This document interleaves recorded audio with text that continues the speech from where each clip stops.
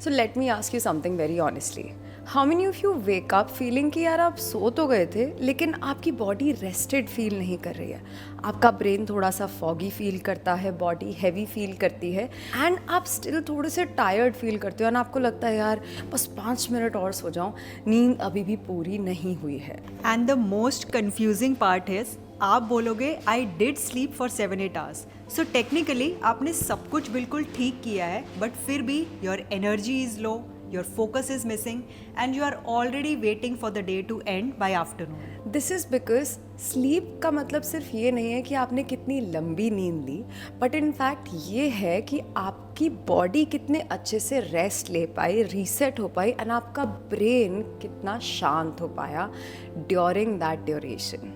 And unknowingly, most of us are making tiny mistakes in our daily lives, जिस वजह से हमारी sleep quality काफ़ी ख़राब हो रही है। So in today's video, we'll be talking about 5 sleep mistakes that are making you tired all day. So these are not rare problems, these are the mistakes each one of us does, and science clearly explains all these mistakes. Hi, my name is Tanvi. I'm the director and founder of Leap of Love Foundation, which is a non-profit working on mental health awareness in India. I've been working in this space for the past 11 years. Hi, I'm Dr. Nitika Anand. I'm a certified fitness trainer and a nutrition coach, and I have been training women from past 8 years now, and I've helped them to be the better version of themselves. So welcome to Therapy by Nitika and Tanvi TNT. So Let's start.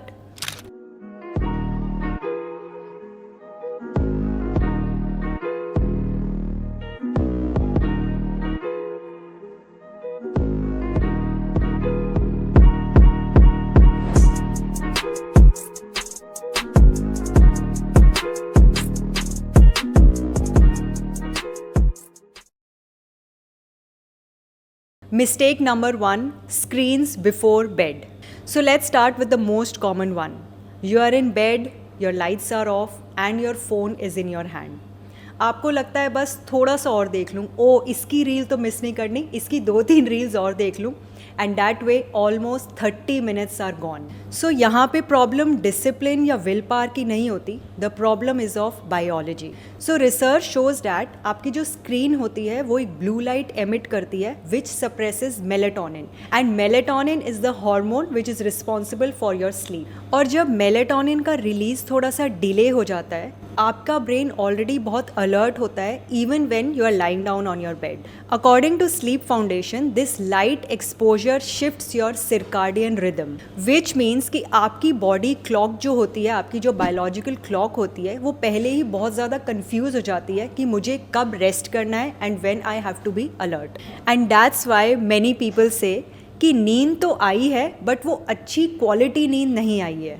You fall asleep, but your brain still did not enter deep sleep or REM sleep. And those are the stages where your body recovers emotionally and physically. And this shows up next day as grogginess, poor concentration, poor recovery, and there is a constant need for caffeine.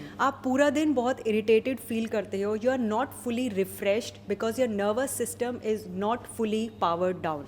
So this is not about being strict or being perfect. It is about giving your brain a clear signal that the day is about to end. और जब तक आपका phone आपके सामने रहेगा, that signal never comes.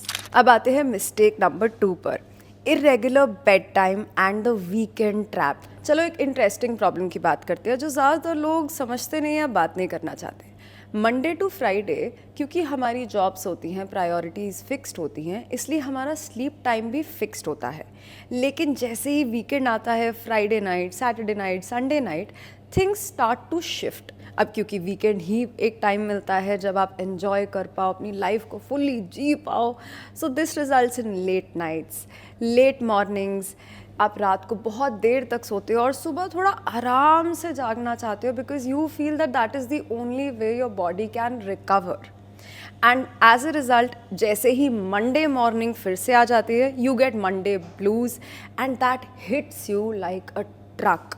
और ये सिर्फ कोई मैं फ़िलॉसफी या ज्ञान देने के लिए नहीं बोल रही हूँ. साइंस में इसको बोलते हैं सोशल जेट लैग. आपकी बॉडी का एक फिक्स्ड इंटरनल क्लॉक है यानी कि एक फिक्स टाइम पर उठना और एक फिक्स टाइम पर सोना उसको पसंद है। एंड इसी फिक्स्ड क्लॉक की वजह से आपकी बॉडी रेस्टेड फील करती है, रिकवर होती है एंड आप पूरा दिन आपका मूड रेगुलेटेड रहता है। लेकिन द कैच इज़ कि this circadian rhythm thrives only with consistency, यानी कि जब आपका sleeping and waking time disturb नहीं होता, सिर्फ तभी आपका नर्वस सिस्टम भी रेगुलेटेड फील करता है एंड आपकी बॉडी भी रेस्टेड फील करती है। तो जब हमारे सोने का और जागने का टाइम चेंज हो जाता है तो हमारी बॉडी कंफ्यूज सी हो जाती है सडनली हर वीकेंड। उसको समझ नहीं आता है कि अब मेलेटोनिन यानी कि स्लीप हार्मोन कितने बजे रिलीज़ करना है, अब कोर्टिसोल जो कि एक रिदम की तरह हमें एवरी मॉर्निंग मिलता है वो किस टाइम पे हमें मोटिवेशन के लिए रिलीज़ होना चाहिए, हमारा डोपामिन एंडोर्फिन्स किस टाइम पर रिलीज़ हो, हमारी बॉडी पूरी की पूरी कंफ्यूज हो जाती है। Which is why research consistently shows कि irregular sleep schedules also result in poor sleep quality, irritability and all day fatigue. तो इवन इफ अगर आप संडे को 12 घंटे की नींद ले रहे हो तब भी आपका फटीग कहीं नहीं जाने वाला, बिकॉज आपका सर्काडियन रिदम पूरी तरह से डिस्टर्ब हो जाता है। एंड इसका रिजल्ट आपने कई बार नोटिस किया होगा कि weekends no matter how long you sleep एक रेस्टोरेटिव फीलिंग नहीं देता है। आप फिर भी संडे को ऐसे खराब से मूड में उठते हो और Monday seems like a very heavy day, क्योंकि रिमेंबर मंडे टू संडे आपके ब्रेन को समझ में आता होगा या आपको इंटेलेक्चुअली पता होगा, लेकिन आपके बॉडी एंड आपकी बायोलॉजी मंडे और संडे का डिफरेंस नहीं समझ पाती है। Your body only understands consistency and patterns, and जब ये पैटर्न चेंज होते रहते हैं तो आपकी स्लीप क्वालिटी सफ़र होगी। Mistake number 3, late caffeine and heavy nights that keep your body awake. So this one surprises a lot of people. बहुत लोगों को लगता है कि I can drink coffee any time, caffeine से मुझे कुछ नहीं होता, बट साइंस कुछ और ही कहता है। Caffeine has a long half life that is around 6 to 8 hours। इसका मतलब ये है कि आपकी 4 बजे वाली कॉफ़ी आपके सिस्टम में 10 से 11 बजे तक एक्टिव रहती है। सो इसका मतलब आपका ब्रेन एक्टिव है फॉर 6 to 8 hours, चाहे आपको वो कॉन्शियसली फील हो रहा हो या नहीं हो रहा हो। So studies show that intake of caffeine delays your sleep onset, affects your deep sleep and also affects your nighttime awakenings. So even if you fall asleep, the architecture of your sleep changes. और ये सब सिर्फ caffeine की वजह से नहीं होता, it can also be your late night dinners. So digestion एक एक्टिव प्रोसेस है। जब आप रात को बहुत लेट नाइट डिनर करते हो, आपकी बॉडी स्टिल एक एक्टिव फेज में रहती है instead of shifting to a resting state. और इसी की वजह से जब आप सुबह उठते हो आपको ब्लोटेड फील होता है, आपको बहुत हैवी फील होता है और आप बहुत रेस्टलेस फील करते हो, बिकॉज उस टाइम पे आपकी बॉडी बिजी थी फूड डाइजेस्ट करने में, बल्कि उसको बिजी होना चाहिए था in the repair mode that is restoring the food. So sleep is not something that happens automatically. आपका जो लाइफस्टाइल है specially before bed, that decides the quality of your sleep. Mistake number 4, which shouldn't come as a surprise, is high stress levels and overthinking. अब ये वाली सबसे common भी है लेकिन at the same time सबसे invisible भी है। अब you do everything right, you finish work, lights are off, आपने स्क्रीन टाइम अपना इंक्रीज़ नहीं किया, आप एक बुक लेते हो, पर as soon as you sit on your bed, your mind gets overactive.